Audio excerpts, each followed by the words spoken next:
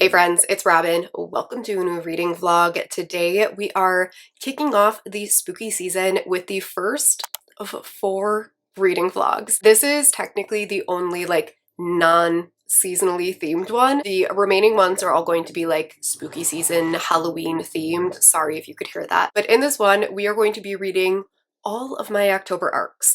I had intended to do this in September and completely and utterly failed because my reading took a nosedive. So we're making it happen in October. I have 9 arcs in October, 9 of them. It's a lot of arcs.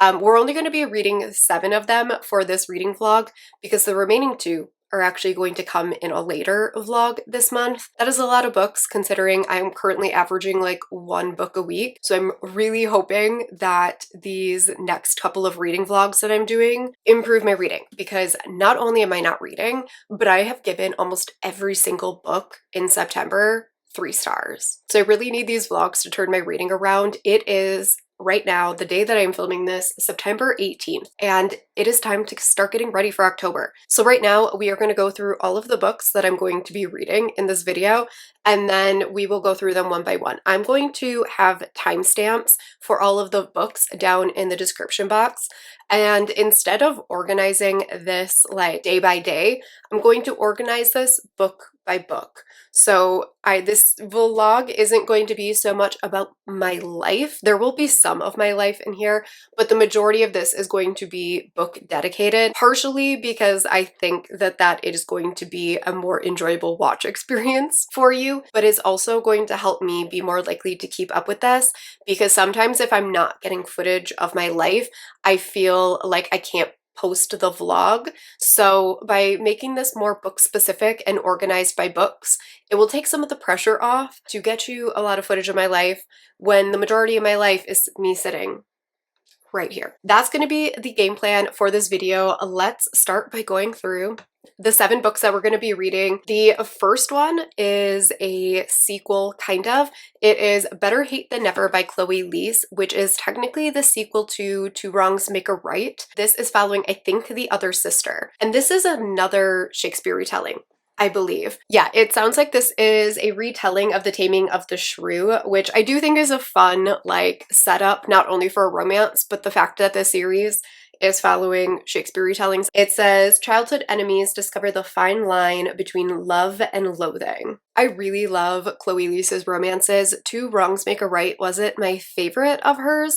but I'm hoping that I really like this one. I didn't dislike that book because of like the writing or anything. I just didn't like the 3rd act breakup. So I have high hopes for this one. I think I'm really gonna love it. This one is 400 pages, and I did just request this from Penguin Random House Audio. So hopefully I can get the audiobook of this one, because I only have one other audiobook for this vlog, and that is Stars in Your Eyes by Case and Calendar. I've talked about this book in a couple of videos already, and I think in one of them I said that this was going to be my first Case and Calendar, which is a complete and utter lie. My first Case and Calendar was a Audible original. I'm putting it up right here because I don't remember. Sunset Springs, maybe? I know very little about the actual plot of this book. This book was sent to me by Dana at Forever because of my love for, I think, Kennedy Ryan, if I'm remembering correctly, because this is also supposed to be extremely emotional, if I'm remembering correctly here. And I believe that this follows a famous person,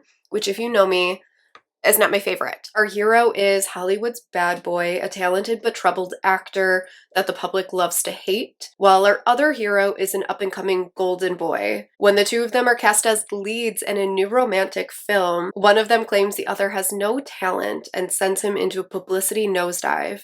To create positive buzz, the two are persuaded to fake date. You have the audiobook of this one through Libro FM. The next one is Love and Other Risky Business by Sarah Brenton. And this is one that I just kind of requested through NetGalley, which I almost never do, but I saw that this one had a bi hero and a demi heroine, and I was like, well, I need that in my life. And I'm pretty sure this one's also Friends to Lovers. However, this has really bad ratings, so I'm not confident in this one. However, this one is less than 300 pages. It's 270 pages long, so I am gonna still try it. I think the hero has like always been in love with his best friend, and she is kind of risk adverse, and he's a stuntman. And so they're kind of like opposites attract, best friends to lovers sort of thing. So we'll see how I get on with this one. And then I have 10 Things That Never Happened by Alexis Hall, which in contrast is 430 pages because it's an Alexis Hall book and they're all super long. And I have also requested this audiobook through NetGalley because I'm the only person in the world whose NetGalley audiobooks actually work. I want to say that it is like an opposites attract workplace romance, and one of them is kind of like the goofball and the other one is like the store owner. So a very similar dynamic to boyfriend material where one's kind of the goofball and one's more serious. I think like the goofball one like gets hit in the head or something like that and accidentally leads the other character to believe he doesn't remember anything and then has to keep doing it because he was going to get fired and doesn't want to get fired. I love Alexis Hall books and this series is one of my favorites. So I'm really excited for more books in this world following totally different characters. The series is really, really funny. So I do have one more indie book. Stars Are on Our Side by Jennifer Hartman. I have no idea when this book is dropping to my Kindle. Other people have posted that they already have it and I don't. Maybe it will come in time for this vlog. This is set in the same world as Still Beating and Lotus. I actually have no idea what this book is about. I'm not going to read the synopsis simply because these books tend to be pretty intense and emotional, and I have found that if I go into those books knowing very little, they have a stronger impact on me, and so I think I'm gonna go into this one unknowing. The last romance on here is Iris Kelly Doesn't Date by Ashley Herring Blake, which I am guessing is the third and final book. We're gonna roll with my light being dead. I don't feel like digging out the chargers. So this one is, I'm guessing, the final book in the Bright Falls series because this is the final friend and like the original trio friend group. And this one is following Iris, who in the previous books had been in like a committed relationship. And that relationship ends at the end of book 2. And now she's kind of feeling out of place because all of her friends are in happy committed relationships and she is not only single, but she is like on a deadline for her second romance book and is out of inspiration. And I believe she ends up having like an absolutely terrible one-night stand. I'm kind of doing a lot of this off of memory because I don't want my opinions to be swayed by Goodreads ratings and reviews. So I'm trying to not look too closely, but this one is also a little long. So that gives me 4 books on this with over 400 pages. Pray for me. The final book on this list, totally different than all the others, is The Unmaking of June Farrow by Adrienne Young. This is the next adult novel by this author. Her debut adult novel was The Spells for Forgetting, which was one of my favorite books of last year. And so this is one of my most anticipated books of the entire year. I believe this is another like magical contemporary story with a romance element. Do I know anything else about it? No, I do not. It says a woman risks everything to end her family's old curse, solve her mother's disappearance, and find love. Small town, North Carolina. She's seeing and hearing things that aren't there. She uncovers the lingering mysteries of her small town and entangled heart in an epic star-crossed love. It sounds perfect for the current like vibe that I'm in. So next I'm just going to tell you what book we are going to be starting with, and that is Stars in Your Eyes by Kason Callender. Written in the stars, written in the stars. I decided to start here, 1, because it's the only audiobook that I have and I need an audiobook, and 2, this one is a little bit different than everything else I've been reading, and so I'm hoping that by switching up what I'm reading, I will kind of reset myself because I'm reading a lot of the same type of contemporary trade romances that I think I'm just kind of in a rut and I need something to shake it up. I'm going to actually start it now because it is currently my lunch break and I have some other things that I need to do. And then I will come back to you with my first impressions and then we'll kind of go from there. Hachette Audio presents Stars in Your Eyes. Written by Kason Callender. Starring Andre Santana, AJ Beckles, Danny Martinek, Hannah Church, Avi Roque, George Newbern, Patrice Williams, Sarah Mala Christensen, and Vivi Nguyen. Dear reader, Stars in Your Eyes is a deeply personal story that explores trauma's effects on relationships. While there is ultimately healing, hope, joy, and love, There is also content that might trigger some readers, including mentions of past childhood sexual abuse, sexual assault, bullying and harassment online, suicidal thoughts, homophobia and biphobia, parental rejection and verbal abuse, and mentions of potential overdose. Good morning. I am back to update you on my first book, Stars in Your Eyes by Casey Callender.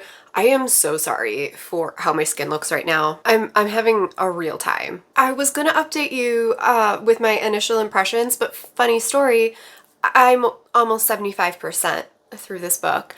I fucking love this book. Am I finally gonna get a 5-star read? What is life? First of all, this is told in like a multimedia format, which I'm obsessed with. The audiobook is so good because all of the different parts have different narrators. So there is a whole cast. There's sound effects. When you get like the reporters and stuff, you can hear them like typing on their laptops. It's just so good. So we're following these two guys who are actors. One is pretty famous as like the bad boy of Hollywood. He has a pretty bad reputation. He was a child star, so he has been in the industry forever, and he just has this really bad reputation ever since he came out as bi. And so there is a lot, so much biphobia in here, like some really terrible things are said about him. And then the other guy is pretty new to Hollywood. He grew up in Georgia. He had his first big role and kind of became like America's sweetheart overnight. And this is going to be his first like leading role. And he is seen as this like really good guy, and he is a very soft personality. He has a lot of feelings, and he hasn't been jaded by this world yet, and he's very optimistic, wants to believe the best in everyone, and everyone feels like he is too naive, so they are either walking on eggshells around him or treating him like total trash. And he is openly gay. And so the two of them are cast in this brand new gay rom-com, and they are trying to be like the first to release. The two of them start off on a really bad foot. The kind of like bad boy guy makes a comment that he thinks the other guy's a bad actor, and they don't get along and they're bickering. And when he releases a third sex tape to help his like fake girlfriend, he is thrown into a bit of a media swarm, and in order to save the movie and save face, they have the two of them start dating to kind of dirty up the other guy's image and prove that the bad boy character is on the straight and narrow. And the two of them slowly grow to understand each other and start feeling this really intense chemistry together, and it all culminates at the scene where their characters have to have sex. Now the lines between what is fake and what is real is completely blurred. On top of that, this book deals with so many like really intense and difficult topics, and I love all of them. First of all, you have like the obvious stuff like the toxicity of fame and the parasocial relationships that can come along with that, where everyone believes that they know who you are and that they have a right to your life. And this is really highlighting that, because like these people have no privacy. Everything that they do is criticized and judged based at face value, and people have such opinions about these people that they don't know.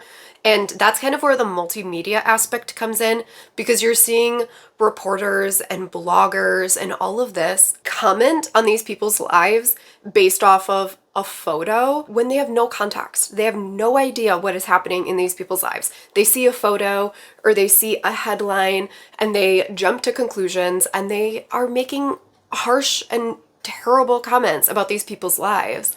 And then you also get to see like the really creepy parasocial side, because one of the like recurring sections is this blog that's doing sexy fan fiction about them. And it's just like you get the heebie-jeebies from it, and you're just like, God, like fame is so toxic. It is so toxic. But then you get into like the really heavy stuff where you know that One of the heroes has kind of been cut off from part of his family after coming out as gay. His father won't speak to him. He's like never yelled at him. He just pretends that he is not in the room. And so he has a very difficult relationship with his family because he's close with his sister and he loves his mother, but he feels so much guilt. And like that is one of the things that he's trying to work through with this movie, is that whenever he is intimate with somebody, he feels like really guilty afterwards. And he's trying to let go of that because he has been led to believe and treated like it is something to be ashamed of. The other hero is suffering from CPTSD after years and years of sexual assault and abuse, and it is fucking tragic. It is so heartbreaking to read about, and you kind of are learning why he has taken on this bad boy persona, what has led him to this point. Huge content warnings for sexual assault as a child off page and attempted sexual assault on page in present day. His character just fucking goes through it. And it's really fascinating that you as a reader know that he has the CPTSD through the multimedia part, because it gives you such insight into his actions throughout the story. You don't know exactly when in time all of these things are happening, like these multimedia aspects, but you are getting these little glimpses from a therapist who is talking about his CPTSD. One of the things that comes along with CPTSD instead of PTSD is like change in your behavior and like erratic behavior, and you can shut down emotionally when you get too overwhelmed. As you're watching him react to situations, you as a reader have insight. It gives you this like ability to sympathize and empathize with him, even when he's doing things that are extremely harmful to the other characters and like emotionally painful to them, because you as a reader are understanding that like he is not doing this to be an asshole. Like he's not being a jerk. This is his mental illness causing this. You know what I mean? Like this is a reaction to his mental state. And it's so well done. I am absolutely terrified for how this is going to end. I'm mildly terrified that this is not going to end in an HEA, because I don't know if this is a romance. This is published, I'm pretty sure, by Forever, which would lead me to believe it is a romance. But yeah, that's where I'm at with this. I'm in love with it. All right, I am going to go finally take care of this dog so that he'll stop yelling at me, and I will come back to you when I finish up this book. Hi. First of all, ignore the mess. This office is a whole disaster right now, but I have a lot to update you on because I did a bunch of reading yesterday. First of all, if you don't follow me on Instagram, you missed me unboxing, opening up the package where Forever sent me this book, and my face is hilarious. But I finished this last night, and this is a 5-star book. This was so good. Oh my god, I got all teary-eyed. I think I popped in a little clip of me getting all emotional at the end of this book. It was just, this is going to be one of those books where the style might not work for everyone. I know that multimedia is very popular, but then a lot of people sometimes have issues connecting to certain characters and plot points and stuff like that because you're not just in the heads of these characters. So I know that that style choice isn't going to work for everyone, but I thought it was exceptional. I love all of those little added elements that give you little insights into other aspects of things. It not only gave you context for their reactions to fame, and gave you that like glimpse, like I said, into that parasocial toxic side of fame, but there were other parts that just gave you the empathy and sympathy that you needed for the actions that these characters took. It's just all of the choices were so good. It's definitely a romance, so I know I had mentioned earlier that I wasn't sure how this was going to go. This has an HEA in it, so don't worry about that. It is amazing, and I really, really hope that Case and Calendar keeps writing adult books because this was so good. I did see a couple reviews say that it leaned kind of young. I didn't think so. The characters are in their like mid-20s, and I thought it read mid-20s. I don't know. I just thought I would mention that because I did see some reviews that say this leaned closer to new adult, and I didn't think so. And this is an explicit book. Forever does not always do open door romances. So I did want to mention that this has a lot of on-page sex in it. I say a lot. I mean, it's still a trade book, but open door scenes in here. So that's that. Loved it. 5 out of 5. Fantastic. Favorite. Penguin Random House Audio presents Better Hate Than Never by Chloe Leese. Read for you by Stephen Dexter and Charlotte North. 1. Kate. My life has come to this. All my worldly possessions shoved into one trusty, albeit three-wheeled and wobbly, suitcase. $7.59 in my bank account, and zero idea of what comes next. This is what I get for heeding my monthly horoscope. As the stars align, your path shifts. Change creates new chances. Old wounds offer wisdom. Your future awaits. The question is, are you brave enough to embrace it? So I started Better Hate Than Never by Chloe Leese. Don't you just hate it, being away from someone you just want. And I'm already over 30% into this, and I love it too. This is such a good enemies to lovers romance so far. Sometimes with enemies to lovers, I know that is like most people's preferred trope over friends to lovers, but for me, I always feel like enemies to lovers isn't done to the level that I want. It's always like some sort of minor misunderstanding, and then it's just like over and done with. These two are so antagonistic to the point where their family intervenes. And I'm just kind of in love with it. I think I said in the first clip that there were 2 sisters.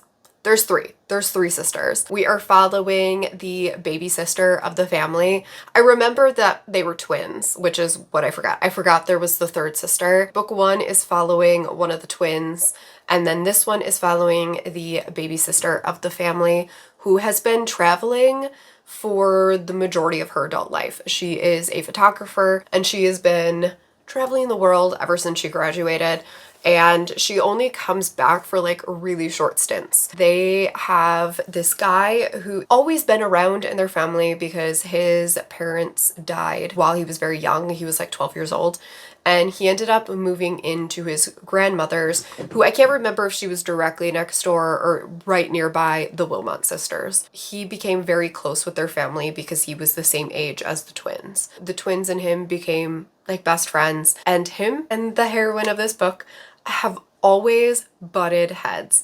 The heroine, like I said, was the baby of the group. She was a few years younger. There's not a huge age gap or anything like that. I want to say it's like 3, 4, 5, 6 years, something like that. But she was young enough. He always found her kind of obnoxious. And then he leaves for quite a while. And when he comes back, she's 18. And he sees her for the first time, and he's like, holy shit, I find this woman very attractive. And then she kind of leaves for a while. And he has a lot of issues with danger, I guess. He does not push limits. He doesn't like when anyone else takes chances. And he doesn't want to get close to anyone because if he doesn't get close to anyone, he can't lose anyone he loves. And so he is mad at our heroine on principle alone because she puts herself into really dangerous situations, and he finds that extremely stressful, and so he tries to never think about her. But then when she comes back, he remembers that they have this intense chemistry together, and he gets upset all over again. But she truly believes that he hates her, and she doesn't know why. At the beginning of the book, her family, which he considers like his like second family, is like, dude, you have to chill. Like it's a lot, and she is telling her sisters that you are hurting her feelings. He's like, that can't be true. That can't be right. And then they have game night together, and while she is like half asleep after drinking, she asks him why he hates her. And he's like, I need to show her that I don't actually hate her. And it's just, I really like the enemies part of this because they really do not get along. He doesn't trust her because she takes chances and she isn't prioritizing her family, which he thinks is so important because he lost his, even though like in reality she's prioritizing her family in her own way. Not only is the enemies part so good, but it's adding to the tension, which sometimes I think that enemies part isn't adding anything to the story. In this one, it is adding to the tension and depth of their romance, I guess, because there is a reason why he is so insistent at keeping her at arm's length. I'm listening to this one on audio as well. Thank you, Penguin Random House Audio. Y'all are the best. Unfortunately, this is the last audiobook that I have for this vlog. So, I don't know what I'm gonna do after this. I'm gonna go and get my day started, and I will come back to you, I don't know, another 30% or so. It is Thursday. My brain is having a whole day. I took my ADHD meds this morning, which good, yay me. And then I proceeded to drink a Boston latte, which is 4 shots of espresso, and I have all the regrets. I feel very wired right now. This is decaf, in case you're curious. That's not why you're here. You're not here for that. I have reading updates. So I am now like 2/3 of the way through Better Hate Than Never, and the chemistry between these two characters is off the charts. I'm kind of obsessed with this. I'm pretty sure I only have like an hour and like 15 minutes left in the audiobook, so I'm definitely finishing this today. I'm very nervous, I will say, about the last chunk of this book because I hated the third act breakup in book 1. Like, I was loving it, and then the third act breakup legitimately ruined the book for me. And so I'm nervous. I'm nervous going into this last quarter of the book. I'm not even like against a third act breakup at the end of this book because I think it would work for the characters. I'm just hoping it's not as stupid as the one in book 1. The chemistry between these two characters, the tension, the like build up to that bathroom scene, it was so good. It was so good. And the bathroom scene itself was so good. It hasn't been confirmed yet, but I am thinking that the heroine is Demi and has struggled working through that with other relationships. She's kind of talked about how she doesn't feel sexual attraction very often and about how her feelings towards him are kind of surprising. So I'm guessing Demi, but it hasn't been confirmed yet. I really like the chronic illness wrapped in here. The hero is dealing with chronic migraines, and they are kind of like at an all-time high right now. And we're getting to the point where he is having to confront the fact that he needs to start telling people about this because it's something that he's always not kept a secret, but kind of like downplayed for everyone. With the amount and severity of the migraines, it's starting to affect his like schedule and relationships and things like that. And so I think he's gonna have to finally confront that. And I really enjoy that element because I do think that is something that a lot of us struggle with chronic illness, is that time that you have to tell somebody like, hey, this is something that I have to deal with. Like, my job always knew that I had a chronic illness, but it wasn't until like my last flare that I finally had to go and be like, this is a real problem. And like, that's really hard to do sometimes, to like admit defeat almost. Like, that's kind of what it feels like, where it's like, I'm almost letting you down because I'm being betrayed by my body. And I just like that that's being addressed in here because it can definitely be a hard moment. It's almost like a hit to your pride sometimes because it's like you want to be able to do it all. And it shouldn't be, but there's like this societal expectation that you can do it all and you should be able to do it all. And when you have a chronic illness, you can't always do it all. So I just like that that's being addressed in here, and I'm really curious to see how it works out. So that's where I'm at with that. Good morning. Hopefully the sound isn't too terrible. I'm trying to find a way that I can leave my window open, but I wanted to update you because I finished Better Hate Than Never last night. I'm giving this 4 stars. I really loved this. Like I said in a previous clip, I was really nervous about the ending of this because I hated the ending of Two Wrongs Make a Right, and this one didn't do that at all. I actually really liked the ending of this one. There's no third act breakup. Chloe Leese did this in Mistletoe Motive, is that what it was called? Where the heroine overhears a conversation and their immediate reaction is to panic and freak out, and then has this moment of clarity that's like, no, breathe, talk to him about it. And that's what they did. And he explains himself, and she's like, cool. And I was like, thank you. What a radical concept. And I like that Chloe Leese does that in her books. I think that the reason this got a 4-star is wholly on me. I feel like as a reviewer, there's always this expectation that you're supposed to be objective as a reviewer, and that is an impossibility. You are a collection of everything that has happened to you and all of your feelings and experiences, and there is no such thing as objectiveness when it comes to art, I guess.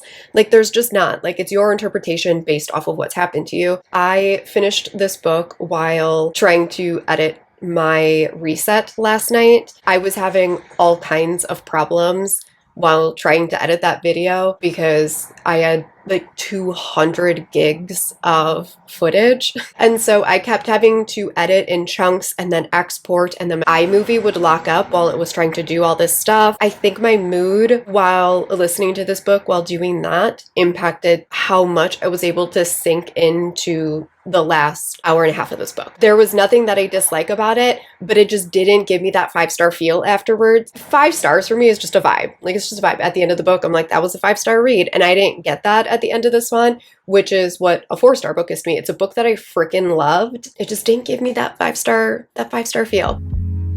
Laugh out loud. Don't wanna be shy. Okay, so I did start the next book. You might notice, if you're paying attention, that these clips are out of order in timeline because I want to break this video up by books. Just want to address that in case you're like, why do you look exactly like you did 2 clips ago?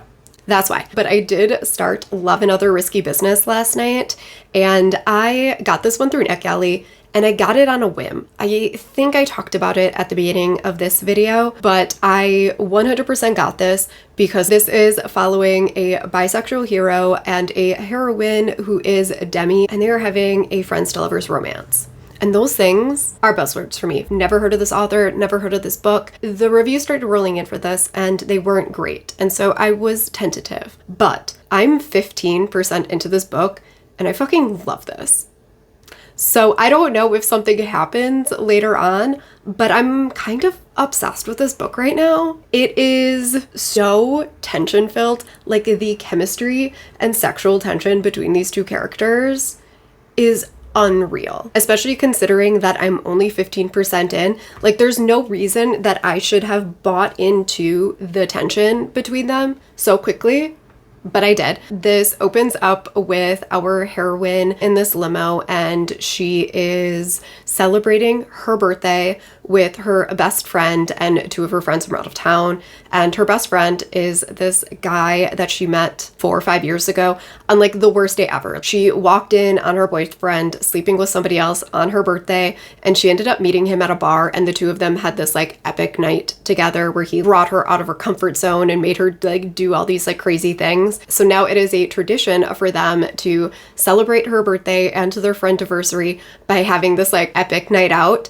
And she is a very safe person, and that's kind of why she's always kept herself at arm's length from the hero, because he is kind of like a thrill seeker. Not only is he a stunt double, but he is like really into like extreme sports. And even though she has always kind of questioned if there's more between them, she doesn't want to pursue anything because she is scared to love somebody who is that reckless with life.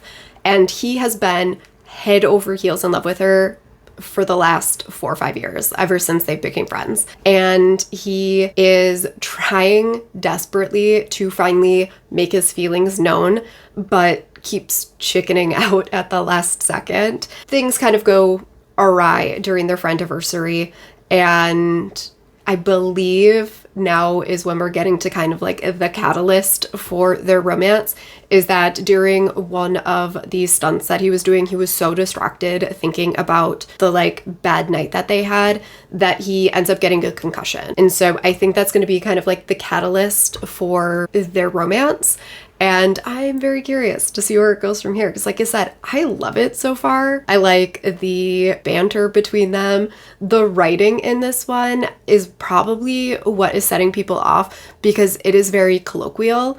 And so it's definitely reading young millennial, late Gen Z.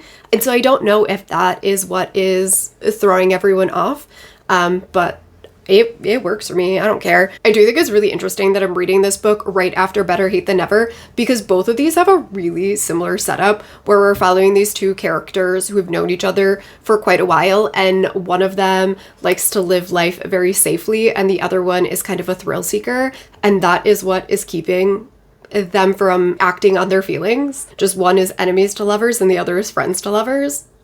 But I'm digging it. So I have no idea where it's going from here, but I'm excited for it. I do need to speed up my books because this is book 3 and it's Thursday and I have, what, 3 more books? Oh no, 4 more books. I'll come back to you when I have gotten a little bit further. Happy Saturday. I look super frazzled because I taught yoga this morning and my class was completely packed. There were like 20 people in the tiny room. And now I'm back to update you on Love and Other Risky Business. I'm like 65% in and I'm still really, really liking this. I get like the heart flutters and it's really steamy. I haven't looked at reviews yet because I don't want to read any reviews until I'm done with it. But my guess is that people aren't enjoying this because this book is completely cliche. It has all of the romance cliches in it. The friends to lovers romance with the pining hero. He has 6-pack abs and he's super tall, he's super big, he's super ripped. She is, you know, the quiet one that no one wants and he can have anyone and he loves her, and it's very romance cliche and I love every second of it. I know it does bother some people, so I do want to mention that, which I'm guessing is why people aren't liking this, because it does fall into all of those kind of cliche things. It also, like I said, does read younger than what the characters are. I thought that the characters were going to be in their like early 20s. They're both like 33, so maybe that is another reason. But again, it doesn't bother me. Those little details of like age and things like that, I will completely ignore it and make it up in my head. Characters, like when they give like the descriptions for characters, I don't pay that close of attention. I can like visualize things, but I don't visualize in detail. So it's just like an amorphous blob anyway, so it doesn't matter. We've gotten to the point where they have finally caved and are taking their relationship past friendship, and I'm excited to see where it goes. I think I only have like an hour left in my ebook. I need to get moving because I have a lot of books left to read and it's Saturday. I wanna laugh out loud, talk a little deeper, kiss a little harder.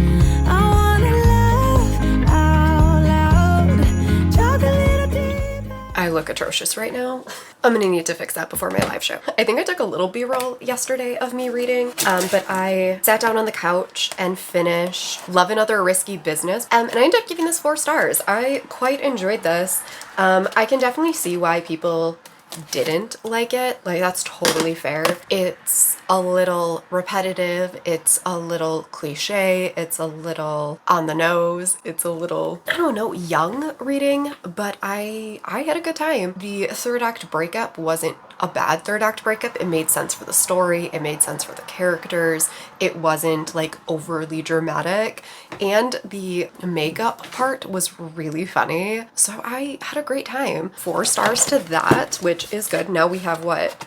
A 5-star and 2 4-stars, which for my vlogs is pretty solid. I went to go look at the length of the books, and all of the books that I have left were over 400 pages. I think I'm gonna move The Unmaking of June Farrow back to a different October vlog. I still won't finish all the books for this one, so we'll see. Now I went into The Stars Are on Our Side by Jennifer Hartman. It was written in the stars, written in the stars. Because I had this one from a PR group, and I already haven't submitted a review for one of the books from them, so I definitely need to get this one read. And this one is the first book to come out in October. This book is being indie pubbed, even though Lotus and Still Beating got picked up by a trade publisher, because this is tied to Lotus and Still Beating. So Still Beating and Lotus are set in the same world, but they were both published as standalones.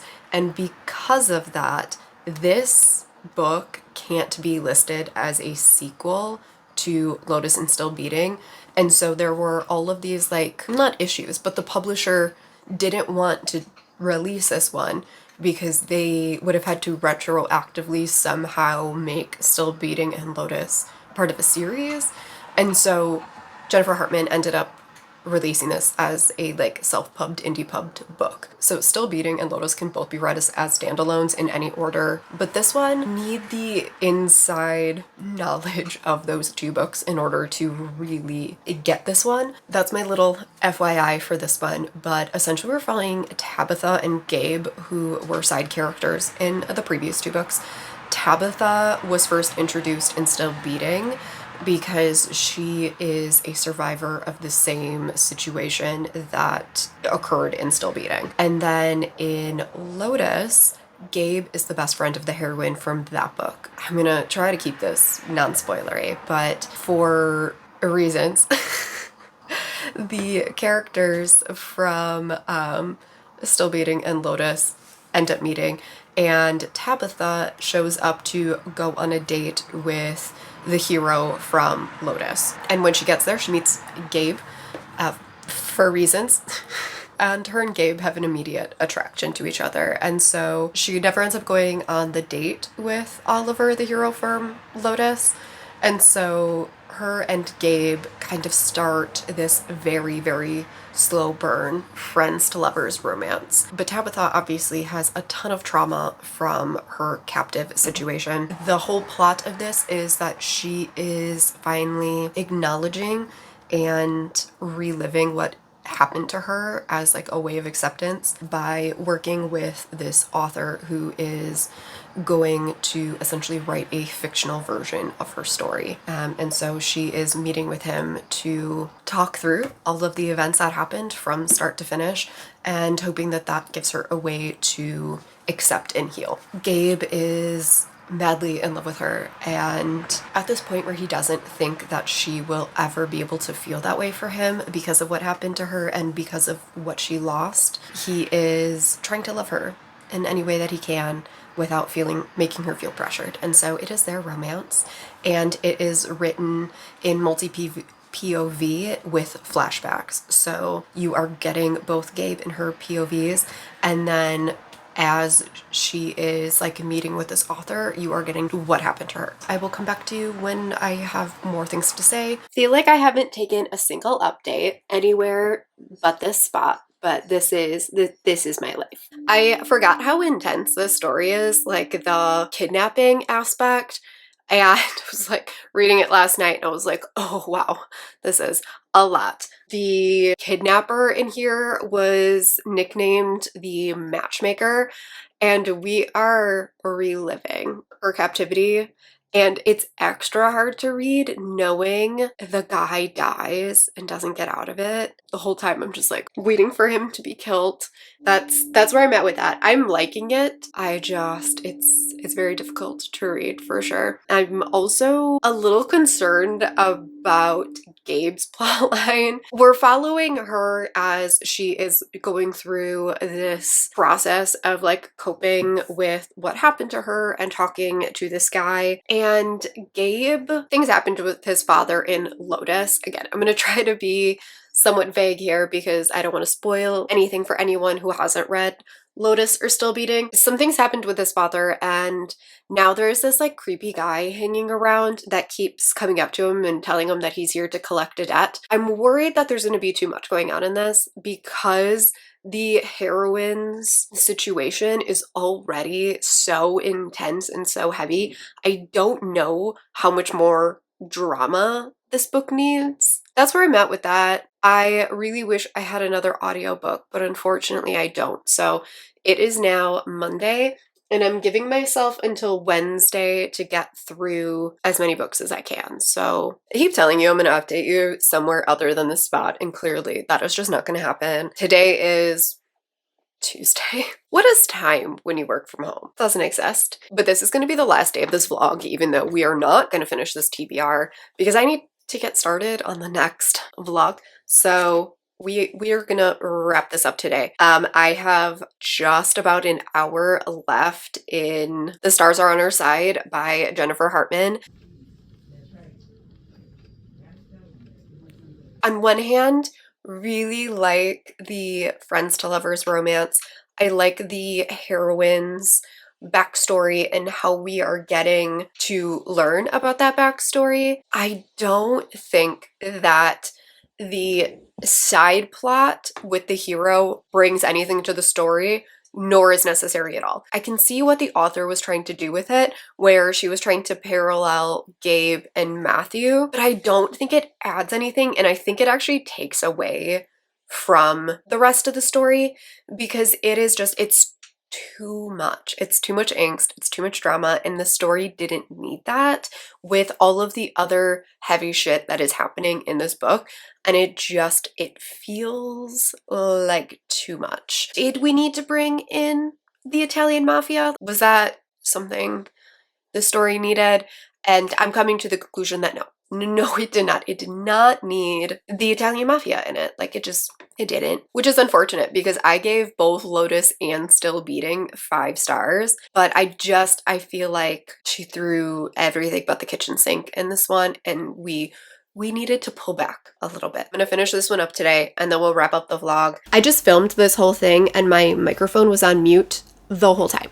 So that's fun for me. But I am here to close out this vlog, and I purposefully moved over here so that you get one clip of this vlog where I am not sitting at my desk. So hopefully this vlog isn't too painful to watch. I know I personally don't care what people actually do during their vlogs. I just kind of want to like watch and chill with them. But I'm sure there are people out there that care. So I need to wrap up the final book, which was The Stars Are on Our Side by Jennifer Hartman. And unfortunately, this book was a huge disappointment. If you watched my end of the month reset, you saw me mention this, but I gave this book 3 stars. And I just feel like Jennifer Hartman needed to be reined in. Like, some stuff needed to be cut out because this book is 400 pages long and it easily could have been like 280 pages. There was too much. Everything was too much. The heroine's story was already so intense that all of the other stuff just felt like too much. So our heroine is dealing with extreme PTSD and trauma from being captured and raped and tortured and watching the person that she loved dies all while pregnant. And so it's like that part was already so much. And then to add on this section, and I think I mentioned this in one of the previous clips, of the hero going through this weird thing with the mafia in relation to his father, which I'm trying to keep vague because I don't want to spoil anything. It was so unnecessary, like completely unnecessary. It brought nothing to the story. And like, I get it for like little pieces of it. It was trying to mirror what happened like in the basement, but there was a different way to do it. I think that didn't add all of that unnecessary stuff to it. On top of that, I finally get to the point in the book where the hero's like side plot wraps up, and I was like, okay, like we're done with the book now. And there was like 45 minutes left in the book. And I'm like, why did we need another 50 pages? Like, we didn't need 3-4 more chapters in an epilogue. I legitimately like was skimming them because it was just like them reiterating things, and it was like this book needed to be edited down. Like, we needed to cut some of this out. I don't need you to expand on everything that we've done already. I don't need you to reflect and tell me all of the things that like I very clearly saw you come to the conclusion to. I don't know what happened here. I don't know if it's because Still Beating and Lotus got picked up. I don't know, but it didn't need 400 pages. I felt all 400 pages. So unfortunately, I think this is my least favorite book of the entire month of September. Definitely the most disappointing one. Let's do a little recap on this vlog, see what happened and like where we ended up, and talk about what's going to happen next. So I had, what, 7 books on this TBR. Not only did I not read them, but this vlog went, what, today's Friday, I meant to end it on Sunday, so we went an extra 5 days, and I still didn't finish the TBR. So I'm just gonna show you the ratings. So The Stars Are on Our Side by Jennifer Hartman was a 3-star book, least favorite of the vlog. I did have 2 4-stars, and I really liked both of them. Love Another Risky Business by Sarah Brenton, and then Better Hate Than Never by Chloe Leese.